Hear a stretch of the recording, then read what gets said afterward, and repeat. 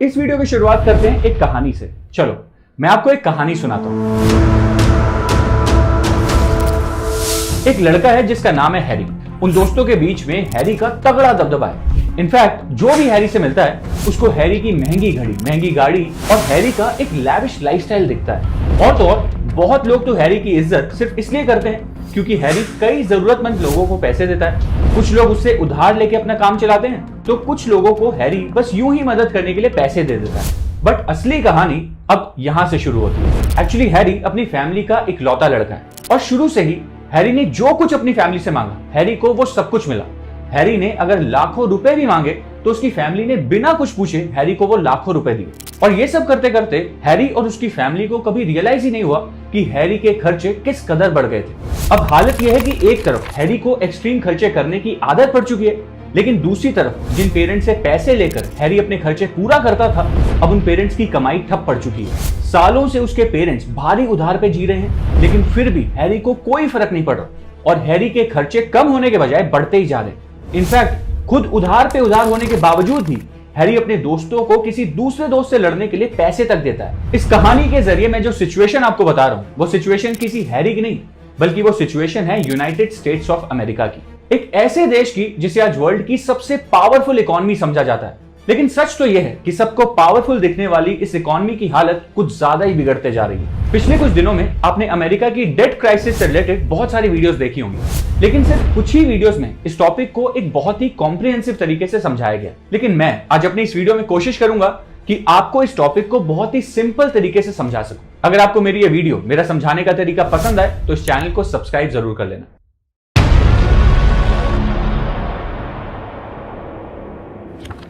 America आज बेहद ज्यादा कर्जे में डूब चुका है। अमेरिका पे आज 31.5 ट्रिलियन डॉलर्स का कर्ज है। ये डेट कितना ज्यादा है इसको समझने के लिए आप इस वेबसाइट को देखें। इस वेबसाइट पे वर्ल्ड की टॉप कंट्रीज की जीडीपी की इंफॉर्मेशन दी गई। अब जीडीपी क्या होती है पहले ये समझो। किसी देश की जीडीपी ये बताती है कि उस देश में उस साल जो गुड्स, जो सर्विसेज या जो कुछ भी प्रोड्यूस हुआ है उसकी टोटल वैल्यू कितनी थी। इस चार्ट में आप देखोगे कि जीडीपी के हिसाब से चाइना दुनिया की दूसरी सबसे बड़ी अर्थव्यवस्था है, जिसकी जीडीपी की वैल्यू अराउंड 17 ट्रिलियन डॉलर्स है। फिर चाइना, जापान और जर्मनी के बाद आने वाली दुनिया की 5वीं सबसे बड़ी अर्थव्यवस्था है इंडिया की, जिसकी जीडीपी की total value around 3 trillion dollars है। अब इन 4 टॉप कंट्रीज की जो टोटल जीडीपी है उससे भी ज्यादा तो सिर्फ अमेरिका का डेट है।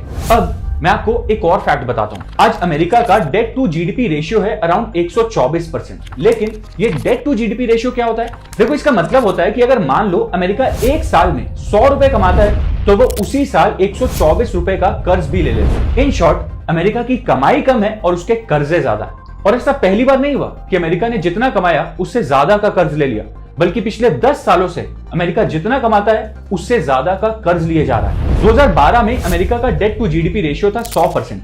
2014 में पहली बार ये 100% से ऊपर पहुंचा और 103% हुआ।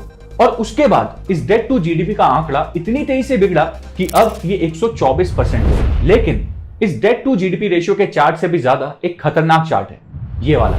ये चार्ट दिखाता है कि कैसे अमेरिका हर साल ट्रिलियंस ऑफ डॉलर्स के कर्जे लेता है और 2007 के बाद से अमेरिका का डेट कितनी तेजी से बढ़ा। लेकिन अब सवाल तो यह है कि आखिर अमेरिका को इतना कर्जा लेना क्यों पड़ रहा है? इसका जवाब है अमेरिका की एक बहुत पुरानी आदत और कुछ लीडर्स की ऐसी सोच।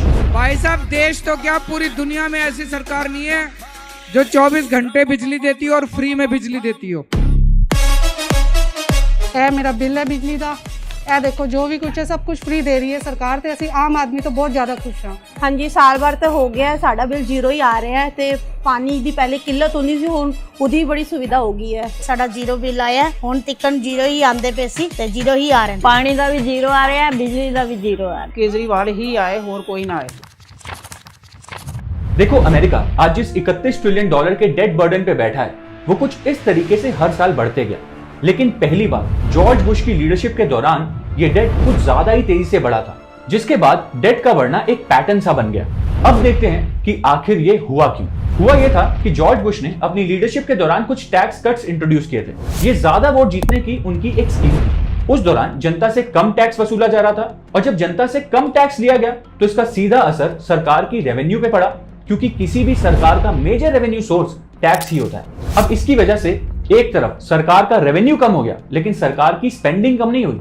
इनफैक्ट कुछ बेफिजूल के खर्चे जैसे इराक और अफगानिस्तान में वॉर को फंड करने का खर्चा भी अमेरिका उस दौरान कर रहा था। और फिर जब अमेरिका की स्पेंडिंग उसके रेवेन्यू से कम हो गई तो एक डेफिसिट क्रिएट हुआ। अब डेफिसिट क्या होता है, इसको सिंपल तरीके से समझते हैं। डेफिसिट का मतलब सिंपली यूं समझो कि अगर तब सरकार ने $400 का रेवेन्यू कमाया और स्पेंडिंग थी $500 की, तो $100 की एक्स्ट्रा स्पेंडिंग हुआ डेफिसिट। अब इस डेफिसिट मतलब अपनी एक्स्ट्रा स्पेंडिंग को फंड करने के लिए ही अमेरिका ने डेट लिए। पहले जॉर्ज बुश की लीडरशिप के दौरान यह डेट बढ़ा, फिर ओबामा ने अपनी टैक्स कट स्कीम्स और ओबामा केयर जैसे इनिशिएटिव्स पे जम के खर्चे किए और इस डेट बर्डन को और बढ़ाया।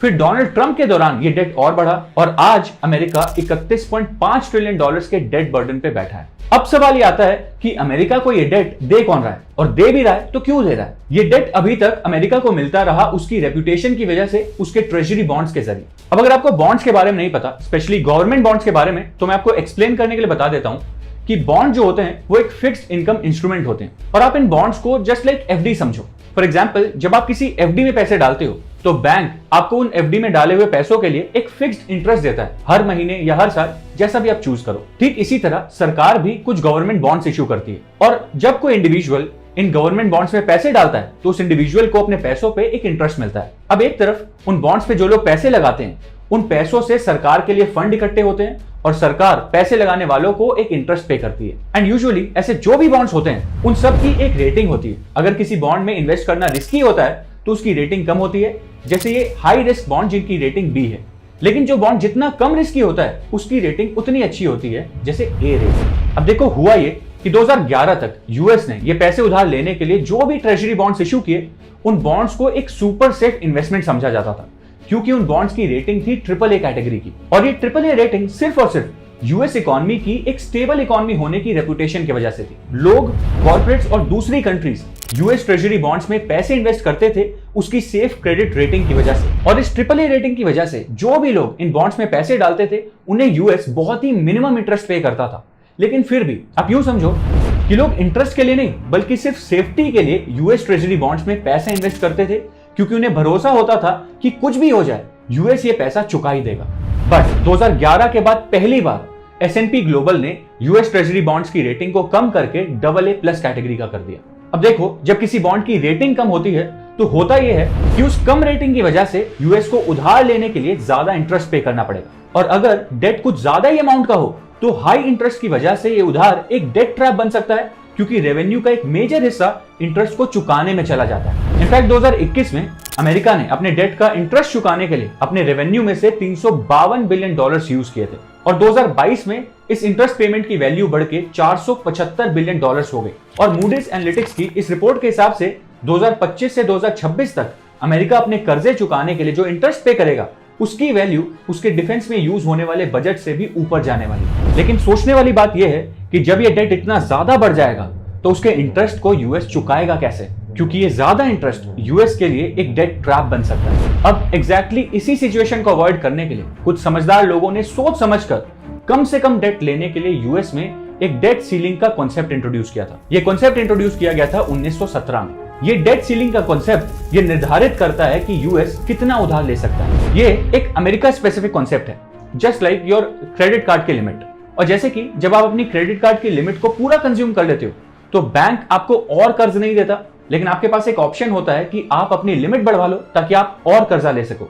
ठीक वैसे ही यूएस भी जब भी अपनी डेट सीलिंग को टच कर देता है तो वो अपनी डेट सीलिंग को और बढ़ा देता है ताकि वो और ज्यादा कर्जा ले पाए। और 1960 से लेकर अभी तक यूएस लगभग 78 बार अपनी डेट सीलिंग को बढ़ा चुका है। लेकिन सबसे कंसर्निंग बात तो ये है कि यूएसए जिस तरीके से अपनी डेट सीलिंग को बढ़ाते जा रहा है वो ये दिखाता है कि बहुत जल्द यूएस इकोनॉमी एक डेट ट्रैप में फंसने वाली है। और अगर यूएस इकोनॉमी एक डेट ट्रैप में फंस गई तो इसके ग्लोबल इंपैक्ट्स बहुत बुरे हो सकते हैं। तो हाँ, इन शॉर्ट यूएस इकोनॉमी की हालत खराब है और बिगड़ते जा रही है। अगर आपको मेरी ये वीडियो पसंद आई, अगर आपको मेरा समझाने का तरीका पसंद आया तो इस चैनल को सब्सक्राइब जरूर करना, इस वीडियो को लाइक कर देना और फ्यूचर में इस तरह की वीडियोस की नोटिफिकेशन आप तक आते रहे इसके लिए उस बेल आइकन को जरूर प्रेस कर लेना। मिलते हैं अगली वीडियो में।